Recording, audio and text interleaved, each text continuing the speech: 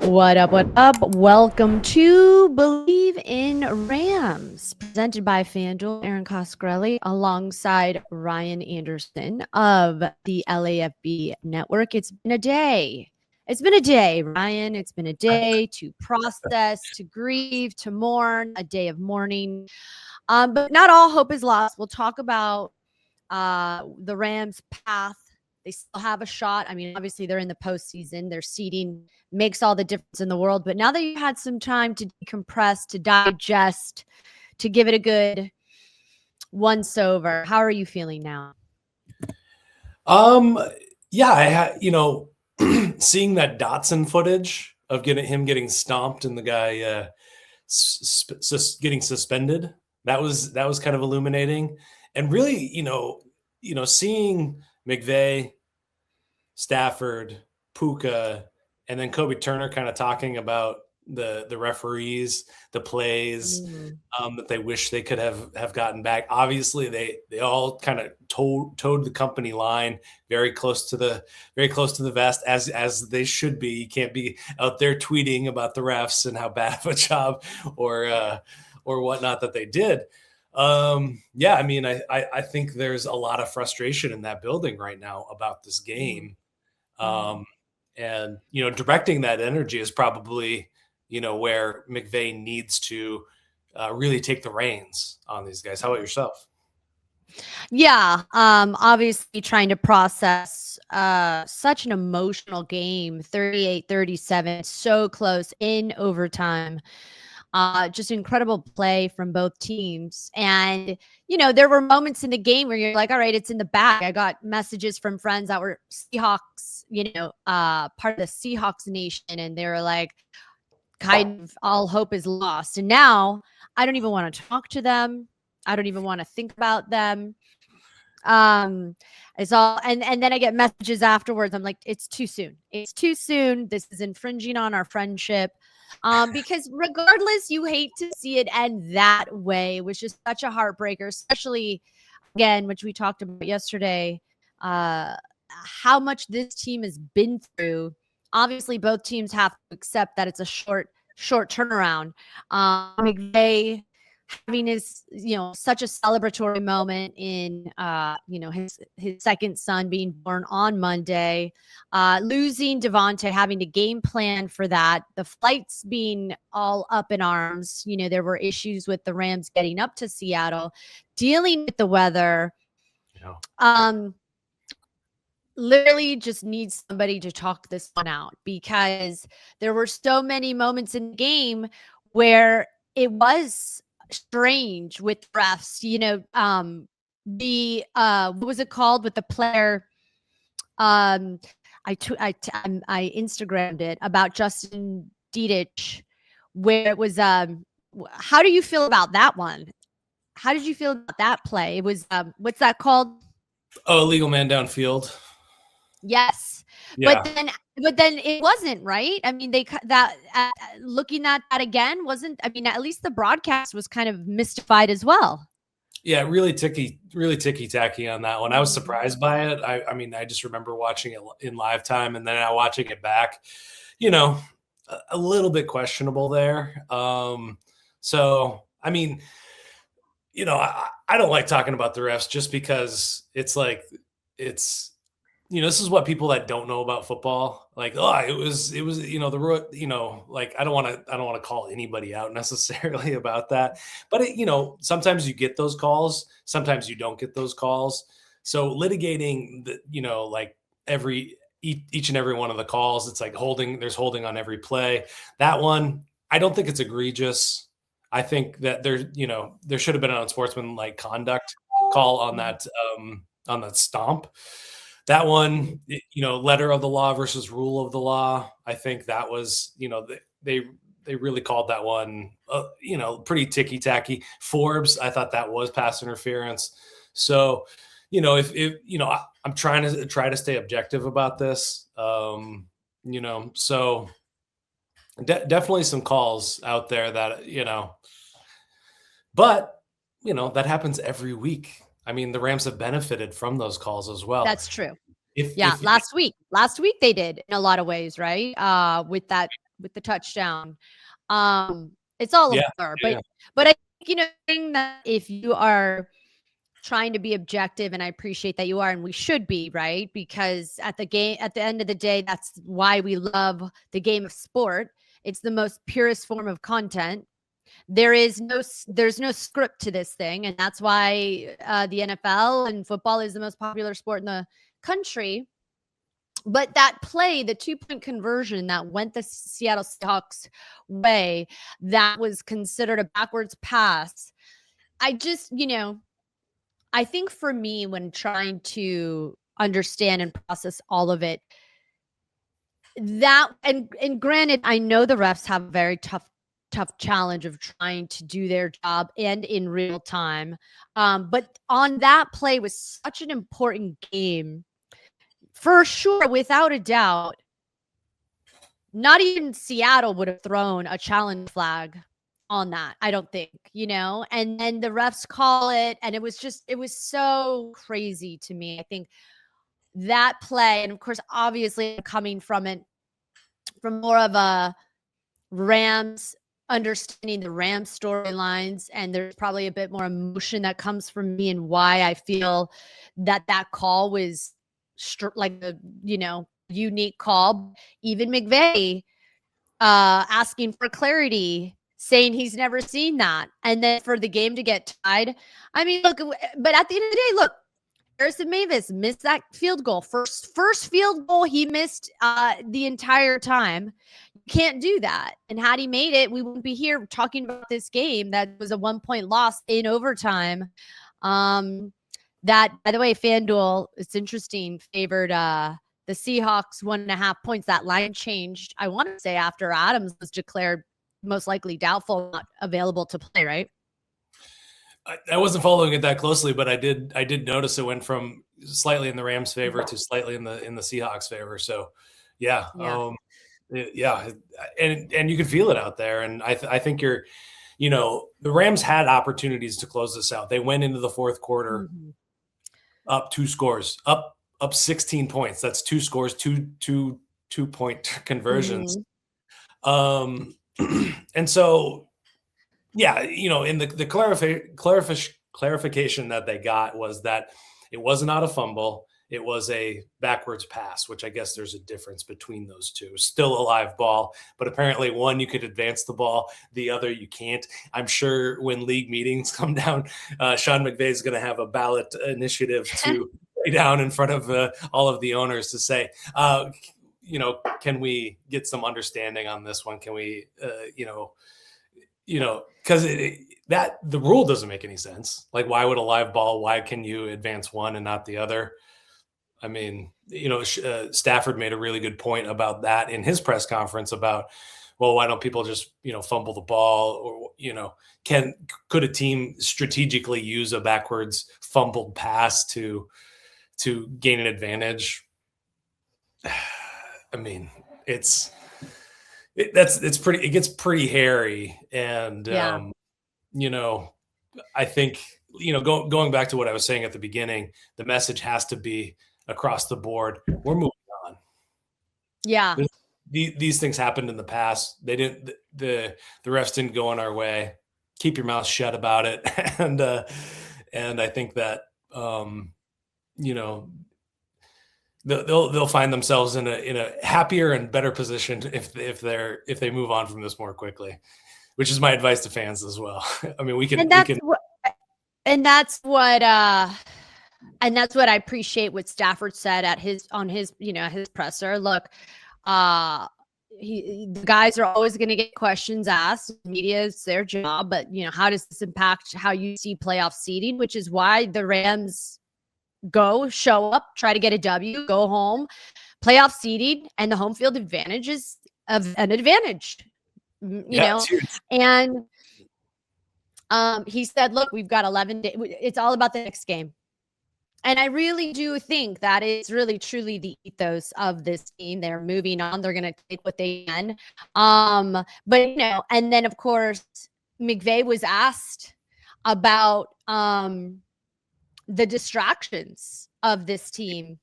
We talked about it a little bit yesterday with Puka. And, I saw that as much as this game felt like a revenge game for Cooper, it felt like a revenge game for Puka. He just came into it so emotional. Obviously getting a little chippy with some of the guys on Seattle's defense. Mhm. And I think he was very frustrated by some of the choices or decisions that he is responsible for making, and maybe may or may not have been taken out of context. Like, I see Puka at practice, and I told you this yesterday, guy's got a heart of gold, but McVay doesn't, and I'm sure Puka doesn't want to have McVay show up at the podium and have to field questions about his player for making decisions that just, are going to be distracting for the team. And they were. I mean, you saw that regardless, it didn't necessarily impact Puka's play, but Right. those things can get out of hand. If you get into a fight, or if you have unsportsmanlike conduct, or there's taunting, and you're a third year, you're a fourth year, you have young guys now on the team that are looking at you. Terrence Ferguson, at first I thought that play he was going to get called for taunting, but then I went to the other side, and I'm like, you just got to be so careful, because these refs, not that they're holding things over, but you don't want to give them any reason not to give you a fair shot. And I thought how McVay was put in a situation where he didn't even know what Puka had tweeted, and then he deleted the tweet.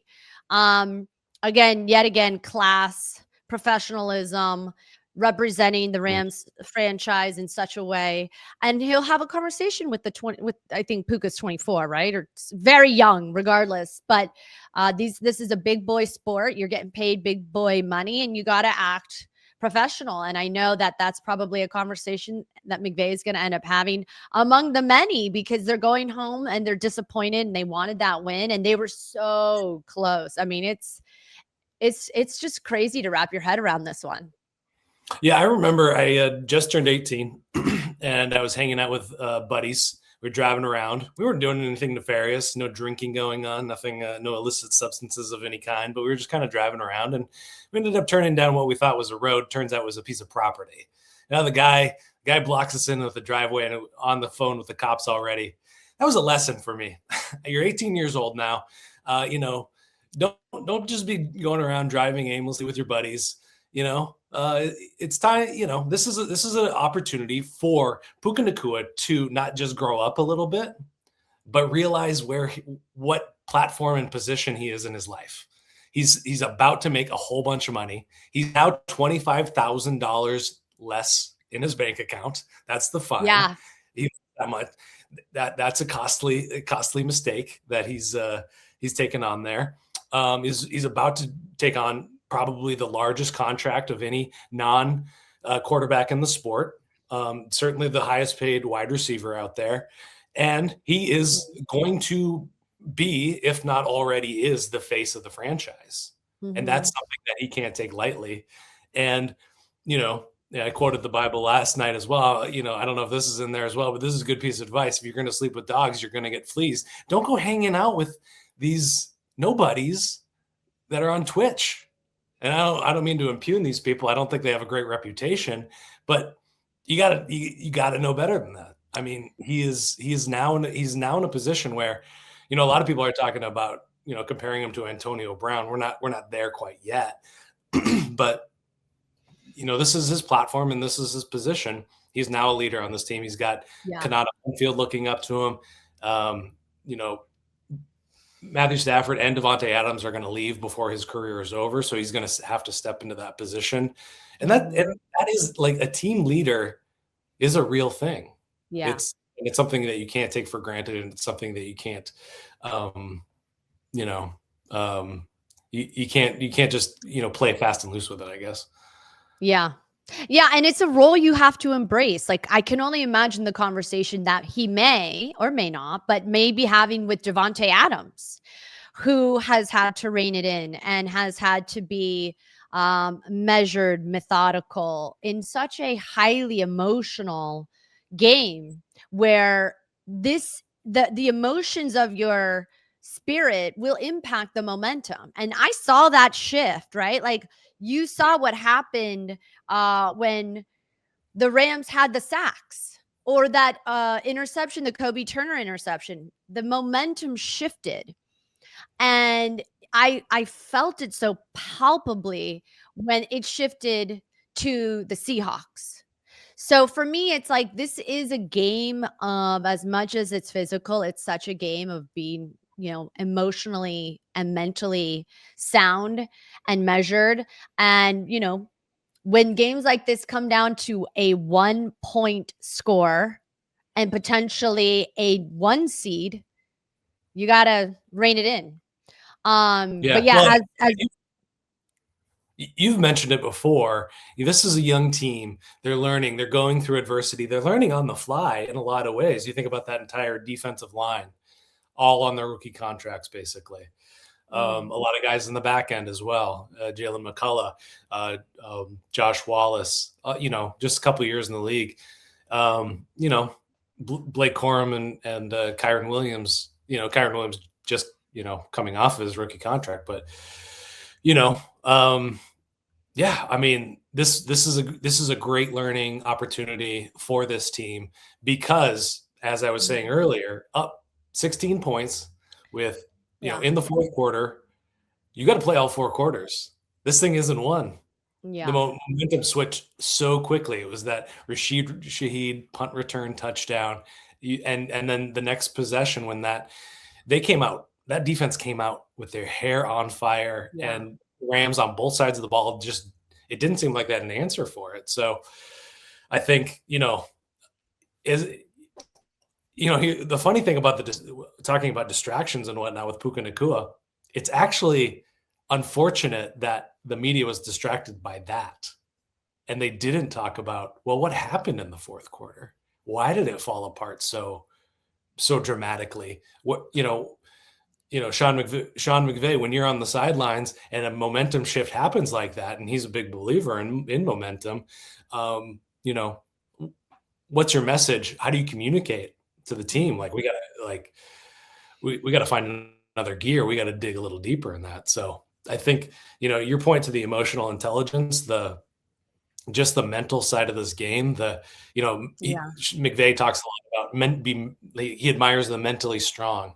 And when it comes to football, that's playing from, the first quarter to the last quarter and preparing for games, recovering from games. So it's, there's a reason he digs all those words. It's not just words to him. It actually means something to him. It sometimes sounds like word salad, but I mean, there's something to it.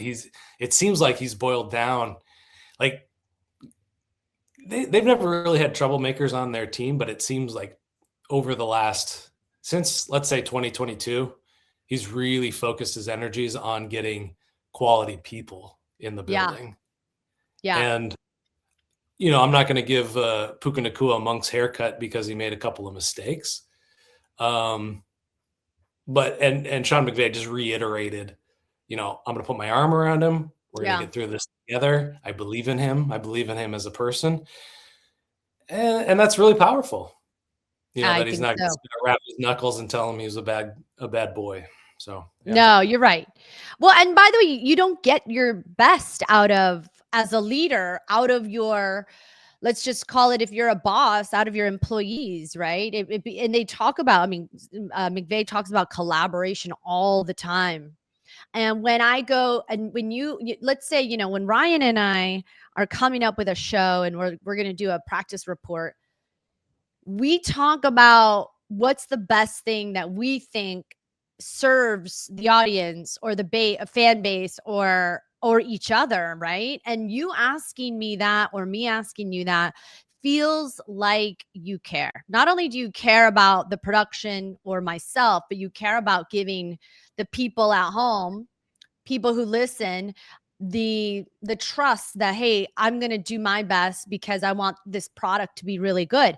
And that's really what it feels like with McVay, not just in himself as a coach, but the decision makers he has around him, Aubrey Pleasant, Chris Shula. I mean, these are the best of the best in terms of like really connecting and getting the best out of their players. When I was speaking with Nate Adkins of The Athletic, he said the first thing he does when he brings a player on is he shows them the highlight reel on a big screen for all the players, right? To not to give them his flowers, but just to show almost like mentally what this guy is capable of doing and kind of facilitating that. And I'm like, that's when you get the best stuff out of people, is when you go, hey, like, I believe in you. I think you have the ability, and then you work your way up to that. And it's true at the end of the day. You've ever had like a boss that's like a horrible boss? I'm kidding, but a boss that you just feel like doesn't really care about you. It's just clocking in, or you're just a number. Well, obviously you're going to get a certain temperature of how much you care. And that's why these things matter so much. Really quickly, before we wrap things up, I do want to ask you, where do we go from here? So the sky is not falling, although the chances of getting that 1 seed definitely dropped. That 1 seed was on the line. They still have 2 more regular season games. Mm-hmm. What can the Rams still have a shot at the 1 seed, the home field advantage? They do still have a shot at it. They have to win both games, but they're not in sole control of it. They need other things to fall their way. So even if they win both games, they'll have a 37% chance to reclaim the 1 seed, which is obviously under 50. So it's less than a coin toss. So they need, you guys are going to have to be 49ers fans in week 18. Yeah. This is all per at The Athletic. So you're rooting against Seattle, and the Niners are still hanging in there. And then, winning the division still on the table as well. Still need help with that one as well. So losing this game actually takes it out of their hands, which is insane to say with how good their record is. It's just the NFC West is a beast.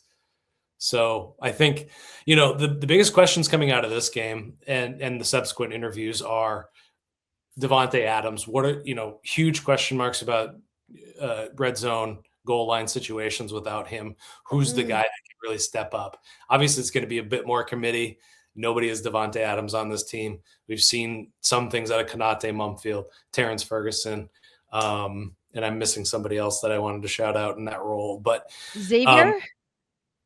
I don't know if he's a red zone guy. Well, Colby is he was also emerging in that. Did we even see a target go Tutu's way? No, right? No, I think he played like 5 snaps in this whole game. What the heck? I think, I was on my run this morning, which is when I do my best thinking, and it's got to be a Matthew Stafford thing. Because obviously Sean McVay and Les Snead and the whole franchise are behind him because they gave him a 1-year, $10 million contract. And he's just, anyway, I can't talk about Tutu anymore. Kevin Dotson also is going to miss some time. Now, the pressure wasn't on Stafford, but the running game was not able to find its footing. And once Justin Diedish came in. So I think losing Kevin Dotson is obviously a huge thing within the running game. He's always been kind of the driving force behind that. Even going back all the way back to when he was first picked up in 2023, was just a game changer. And he's really the biggest body mover on there. And the running game is a crucial part of this. Oh, yeah. It was such a big thing. You think of some of those games, keeping the defense honest, keeping everybody toward the line of scrimmage so they can't just hang back and prevent deep passes and things like that. So that, where do we go from here? You got to, is Diedish the guy? Is there another, they've trusted him several times. He kind of struggled a little bit when he's filled in. So, big question marks there. Obviously win the last 2 games, and then the playoffs are a different beast. And you look at the teams that are involved in the playoffs, and I think that I still believe this is the best roster, the most complete team on both sides of the ball, best coaching staff. So they should win. But, there are teams. There's actually, interestingly, AFC teams that I'm more worried about than NFC teams. Obviously, the Eagles are the Eagles, but things are weird in there. Who on both sides in both conferences are you most concerned by? Let's start with the NFC, because I got asked this question, and then I said obviously Seattle, and then of course the Rams lose. Yeah, Seattle is my number one team that I'm keeping an eye out. The Packers, we'll see what their defense looks like without Micah Parsons out there. Obviously, a huge loss. They don't have that ace. They've got a good deck of cards, but they don't have the ace necessarily. And I've been super curious about the Bears. The Bears don't have a good defense, but I think their offense will challenge the Rams defense. We saw a couple occasions where the perimeters, big run was let out in this last game. They're going back to what I was talking about with all the Carolina stuff, that loss, Ben Johnson is also a guy that it will remain patient. He'll run the ball. They got this guy, Kyle Monungai, if you haven't seen him yet, rookie, running back, might be in the running for offensive rookie of the year. Is great. And then you got Caleb Williams, fight on. He can do a lot of things with his legs. He's not afraid to hang in the pocket, and he can evade pressure. So I don't fully believe in that one just because the defense is pretty bad. But okay, AFC. The two defenses that I'm worried about with that one are the Texans and then obviously the Broncos. I think they're actually a lot scarier than the Seahawks defensively. And then Josh Allen is just Josh Allen, so I got to throw the Bills in there. He can beat any team on any Sunday on his own. And they also have a really formidable run game as well. Their defense is terrible as well, but the Josh Allen factor scares the living daylights out of me for this team. Yeah. Well, and the other reason why I wanted to have this conversation is because we have like 2 days till football, like till NFL football. I'm like, we can't even distract ourselves with anything else at this point. So anyways, thank you for, consoling me, and talking to me, because, it was a game of, it was a roller coaster. And, again, some strange plays happen, and it's always like, that's why this is the best sport ever, because we get to just air it out. I needed to air it out. I needed to talk this one through. Because that's what we love about sports. It brings people together. There's always a villain and an underdog and a hero. And, even though the Seahawks won, I still have such deep respect and reverence for Sam Darnold and his career. We're all a little bit, each one of these storylines, there's something in us. And that's why I love the game of football, because I can relate, not necessarily on the field, but I can relate to the heartbreak or the jubilation. And the Rams will live to fight another day. It'll have to be 11 days. It'll be a while. It's going to be Monday night against the Falcons. And until then, we'll keep you posted with how the rest of week 16 shakes out. Yeah? Yeah, for sure. And guys, take a big, deep breath. Good teams lose games like this every year. The Seahawks are a very good team. The expectation should be NFC Championship game, if not Super Bowl. That's where my expectations are for this team. Great roster, great coaching staff. Who's got better than us? Honestly, steal a line from Harbaugh. Go look at the rest of the teams with a fine-tooth comb, like I like to do. They all got flaws. They've all lost bad games. This was a tough one.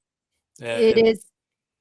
And it's a joy of being a sports fan. Honestly, if they won constantly, you guys would be miserable. I guarantee you. I don't think so, but you're right. You got to have the ups and downs. That is life, right? At the end of the day, go meditate, go hit up a yoga class if you're in LA, guys. Come run with me. Yep. Let's go. We'll go hiking. Just a collective woo-saw. We got this, LA. We got this. That's a wrap for us. We just wanted to come on and talk this one through, air it out. Airing it out. Yeah. Nice deep sigh there. Good sigh, guys. All right. Well, we will see each other very soon. I'm not sure. Maybe Sunday night. I know you're doing one. So check out Ryan on Instagram, on X. He's all over the place. LAFB Network. It is a great read and a really great, by the way, Instagram account. So check it out. Ryan, thank you for jumping on again and holding my proverbial hand in this one. So all right, Always guys. here. Thanks. Always here for each other. You're the best. All right, guys. Thanks for listening. See you later.